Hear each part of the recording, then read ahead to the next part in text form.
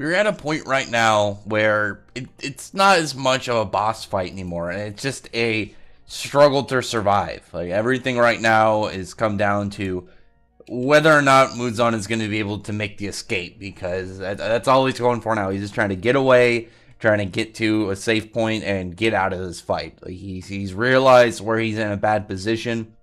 He's been, afflicted by some of Tamayo's concoctions. It's making him age slower, or sorry, making him age way faster and slowing down his regeneration. His cellular manipulation ability is completely falling apart as well. And every single time he makes a step, just more demon hunters just kind of pop out of nowhere. All these demon slaying folk are just not letting him get away. And because he's being weakened so much, characters who otherwise wouldn't be, able to contend with him are able to hold him in place, like Inosuke and Zenitsu. It is nice seeing Zenitsu's, technique again, the Sixth Thunder Dragon, the seventh form. It's unfortunate you get to see, Tanjiro as his Fire and Water Dragon, and then here's Zenitsu with his Lightning Dragon, Thunder, the whole Thunder Dragon breath, or was it?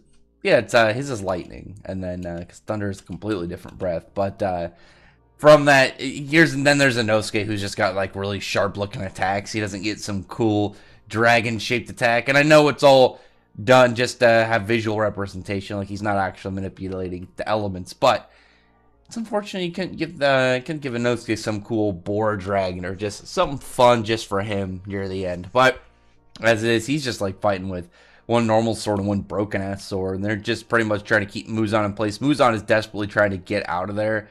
His whole I don't want to even say pride as a villain. He's I don't give a shit about that. I'm just trying to live. I'm just trying to continue my plan onward. Because if I die here, then who cares about how proud I was as a villain? Because it won't matter. I'll be dust. But these characters are just putting in their everything in order to keep Muzan from going anywhere.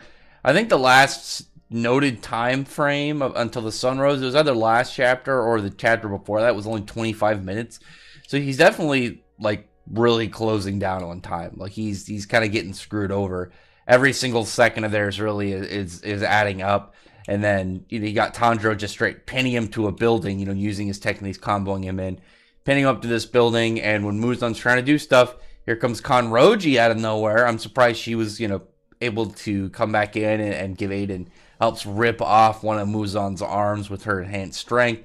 And here comes in Inosuke to cleave the other arm off, and even got Tsunemi helping keep the severed limb in place. And all these characters they're literally just trying to use whatever bits of life they have left to stall for time. It won't surprise me if a lot of them are dead by the time that the sun rises, and they just wanted that, to make it until that point in the hopes that their efforts wouldn't be for nothing and the deaths of the people around them wouldn't be for nothing. But then you get Muzan open up his mouth, and he's got this Pennywise it crazy oddity fang kind of face. Actually, I don't know, he's kind of like a vagina mouth. I don't know. Either way, he's just trying to bite down him at this point. I got sad because Igoro got chomped on, and this doesn't look like he's gonna make it out of there. I don't think he's gonna be able to make it out of this arc now because of this.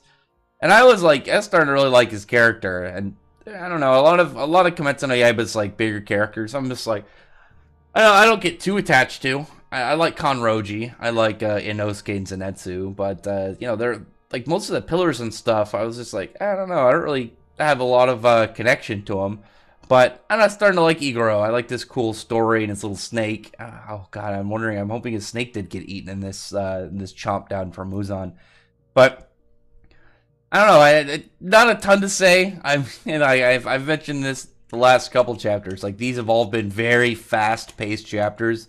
These have all been very quick. I think if you went back and read them all together, it would flow much quicker than than a lot of I would say most Shonen Jump stuff, because you're gonna have a lot of dialogue and there's gonna be a lot of back and forth between the characters. This one is just Muzan isn't trying to have conversation with them. He's not trying to convert them or trying to trick them and do whatever it is that what he can think with this game. He's just trying to get out of there as quickly as possible and as brutally as possible. The point, he's just trying to either eviscerate people or straight chomp down on them with some big, monster mouth. But other than that, like I said, there's not a whole lot to say in this. But I'd really appreciate if you would comment below, thumbs up the video, press the like button, subscribe button, and check out my other videos. But that, I appreciate everyone who's already subscribed, and I thank you all for listening. Bye.